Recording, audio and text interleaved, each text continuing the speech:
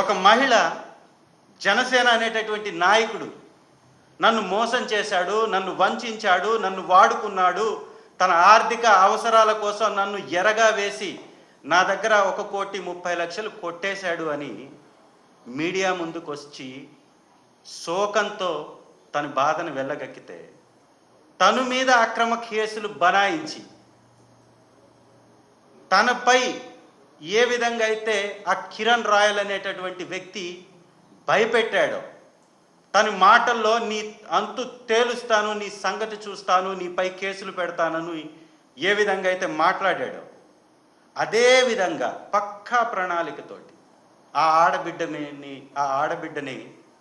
పక్క రాష్ట్రం యొక్క పోలీసుల్ని పురిగొల్పి తీసుకొచ్చి అరెస్ట్ చేయించినటువంటి విధానం. అంటే ఎటుపోతున్నాం? ఈ రాష్ట్రంలో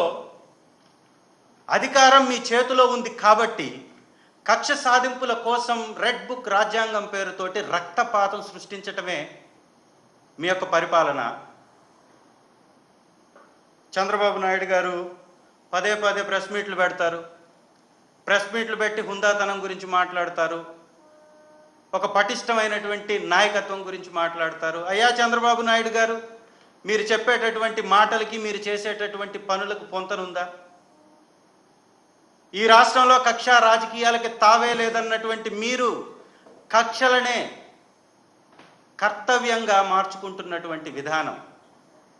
ఒక అసత్యపు ఫ్యాక్టరీలని క్రియేట్ చేసి వైఎస్ఆర్ కాంగ్రెస్ పార్టీ మీద దాడి చేయడానికి ఉపయోగిస్తున్నటువంటి ఈ సంఘటనలు, రాష్ట్రంలో సంపద సృష్టిస్తానని చెప్పినటువంటి మీరు 6 నెలల్లో అరచేతుల్ని ఆకాశం వైపు చూపించి సంక్షేమాలు అంటే తప్పు అనే విధంగా, ఉచితాలు అంటే ఒక అక్రమము సక్రమము కాదు అనే అర్థం వచ్చేలాగా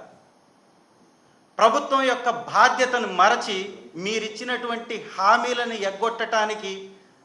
ఒక రహదారి లాంటి రూట్ మ్యాప్ తోటి ఒకవైపున మీరు సంపద సృష్టించకపోగా, ఒకవైపున ఉచితాలు ఇవ్వకపోగా, ఆర్థిక పరిస్థితి మందగమనంలో నడిపిస్తూ సంపదను సృష్టిస్తున్నటువంటి రైతు ఏదైతే కష్టపడి పండించాడో ఆ సంపదను కూడా ఆవిరయ్యేలాగా మద్దతు ధరలు కూడా ఇప్పించాలని అసమర్థ నాయకత్వాన్ని మీరు ప్రదర్శిస్తూ ప్రజల్లో వచ్చేటటువంటి వ్యతిరేకతని అడ్డం పెట్టుకొని ఆ వ్యతిరేకత నుంచి పక్కదారి పట్టించడానికి ఇలాంటి తప్పుడు కేసులు